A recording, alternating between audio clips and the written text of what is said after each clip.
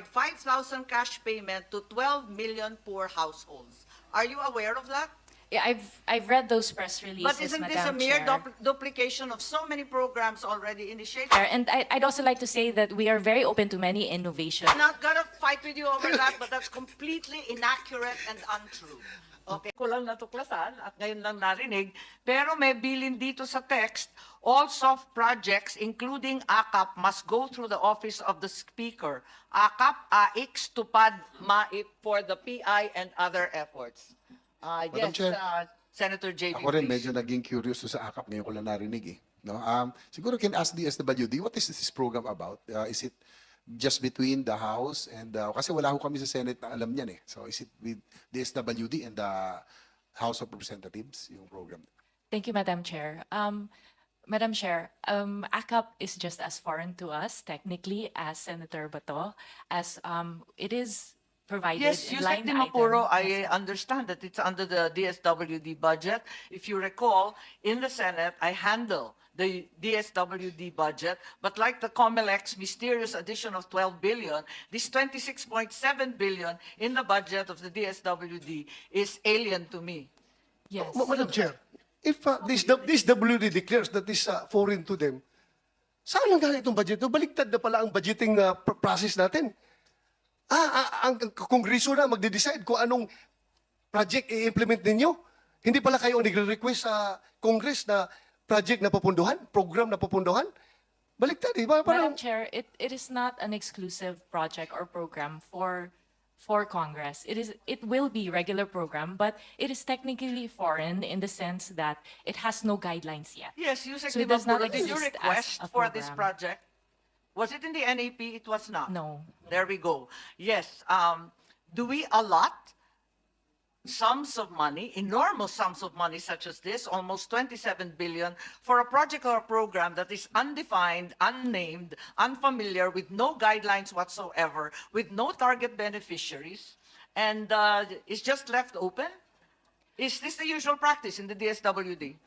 Not necessarily a usual practice Not in the necessarily. DSWD. So sometimes DSWD has these magical projects that no one has ever heard of before. We don't create magical projects, Madam Chair. These are But part when of is the it GAA. necessary? You said not necessarily. So there are times when it is necessary to invent projects? There are times when there are necessary projects to Yes, you have QRF and you have all kinds of emergency Yes. assistance. I'm very familiar. Why do you have to invent AKAP? AKAP is not invented. I But you believe just said that guidelines and the purposes had not been established. yes, guidelines have to go through proper policy procedures. So Pero it's not linagyan na ng invented out pera, of the walang air. nakakaintindi kung paano gagawin, kung kanino ibibigay. Walang kaplano-plano pero may pera na. Madam Chair, there are programs that are provided by the GAA for NGAs to implement. But before we Yes, do with all implement, due we have respect, to... Usec, that is not the usual budget process we're familiar with. There's always a very well-defined project or program before a line item magically appears in the GAA. It's fought over, debated, and discussed very, very thoroughly in the subcommittees as well as the plenary. This wasn't. Madam Chair, we are currently creating the guidelines, and we would be happy to share with... Parang baliktad naman yata yung buhay natin. Ngayon mag-iimbento ng dahilan, magdi-design ng project, pupunteriya yung mga beneficiary. Pero in the meantime, linagyan muna ng bilyon-bilyon. Yan na ba talaga ang patakaran ng DSWD? Madam Chair, for programs that are intended for the poor, vulnerable, and disadvantaged, we welcome, obviously, more programs, and we would be grateful to be able to implement these other programs. Yeah, I'm familiar with your mandate, but nothing in your mandate indicates that you should be inventing projects and that you are exempt from usual budgetary study and procedure. I'm sorry. Madam Chair, kaya siguro nagkaganon dahil hindi talaga sa kanila yung programa na yan. Oh, hindi talaga sa with due respect lang, in fairness to Usec.Dimaporo, bago nga yan sa kanya, sabi nga niya, foreign hindi niya alam. So, huwag ka mag-alala, we are not faulting you for that. Kaya we are just investigating dahil the usual mangyari is meron ng bahay yung pondo, like AX. Kung sisingit man yung meron mang intervention dyan during the BICAM, ang lower house at saka upper house, the most that they can do is siguro dagdagan yung amount ng AX na yan. Pero may bahay na yan. Pero yung gagawa ng bagong bahay dyan during the BICAM, I don't know how feasible is that. Kaya nga sabi ng aming chairman, it's very magical. Kayo mismo, DSWD, hindi nyo alam na, uy, boom, may teka. AKAP pala na ganito kalaki. Totoo, may nabasa lang ako bigla, o naalala ko lang bigla. Sabi ni Usec.Dimaporo, hindi kita inaaway huwag mo ipagtanggol yung AKAP pag hindi mo alam. Kasi lahat kami hindi alam. Kahit sinasabi ng DSWD, wala silang alam tungkol sa guidelines, foreign itong project, at linagay lang dyan, nasa press release na yung AKAP will provide 5,000 cash payment to 12 million poor households. Are you aware of that? Yeah, I've read those press releases, But isn't this a Madam mere Chair. duplication of so many programs already initiated by previous administrations, the 4Ps and then the AIX, the never-ending ayuda, SAP 1, SAP 2, walang katapusan to. So this is hardly a guideline. Pero ang liwanag na, nangako na ng 5,000 sa Madam Chair, 12 million households. Baka hindi mo alam. Madam Chair, I cannot confirm whether those are the numbers that are decided on, as we don't have any guidelines yet. Pamaskong handog to lumabas sa PNA December 27.